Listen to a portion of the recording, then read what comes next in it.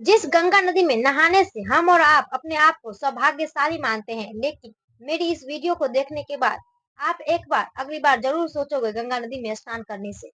जरा सोचिए, जो इंसान अमेजन के जंगलों में खतरनाक खतरनाक जानवरों से नहीं डरा, जिस इंसान ने अफ्रीका की नदियों में मौत का खेल खेल कर वापस चला आया, लेकिन जब वो भारत आता है और भारत की गंगा नदी के पानी को देखकर वो कांप जाता है, डर जाता है और वो कैमरे पर कहता है कि मैं इस पानी में उतरना तो दूर, इस पानी को छूना तक भी पसंद नहीं करूंगा। इस आदमी का नाम जेमरी वेड है, जो ब्रिटेन के सबसे बड़े बायोलॉजिस्ट है और जिसे रिवर मॉन्स्टर भी कहा जाता है। इन्होंने आधी से ज्यादा उम्र ऐसे ऐसे जीवों को खोजने में लगा दी जिन्हें हम और आप जानते तक नहीं है। और ये भारत एक ऐसे मॉन्स्टर की क्लास में आते हैं जो इंसानों को अपना शिकार बनाती है।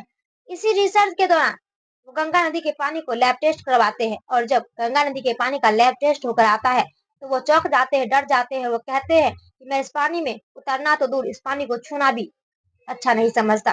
दरअसल गंगा नदी के हिस्से का कुछ पानी का फीका क्लोरोफॉर्म बैक्टीरिया लेवल 82,000 से पार होता है।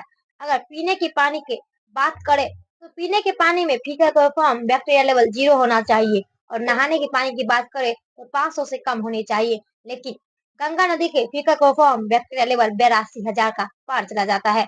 अब हम जानेंगे कि फीका क्लोरोफॉर्म बैक्टीरिया लेवल होता क्या है। ये इंसानी मल यानी ह्यूमन वेस्ट में पाए जाते हैं। इसे साफ साफ तौर से ये बताया जा सकता है कि कल कारखानों से निकलने वाले हजारों हजारों टन वेस्ट जब गंगा नदी में प्रवाहित की जाती है तो गंगा नदी की ऐसी हालत हो जाती है। जहां हम और आप गंगा में नहाना अपने आप को सौभाग्यशाली मानते हैं, वही हम एक ऐसे बीमारी को बुलावा देते हैं जैसे टीबी, हैजा, हेपेटाइटिस जैसे बीमारी आज हॉस्पिटलों में लाइन लगी हुई है। जिस देश में गंगा को माँ माना जाता है उस देश की नदियों का ऐसा हाल है, और जिस देश में नदियों को बस नदियां माना जाता है उस देश की नदियों का कुछ ऐसा हाल है। अगर ऐसा ही हाल रहा तो आने वाले समय में हम बस किताबों में गंगा नदी का जिक्र देखेंगे, गंगा नदी को हमारे बच्चे बस किताबों में देखेंगे।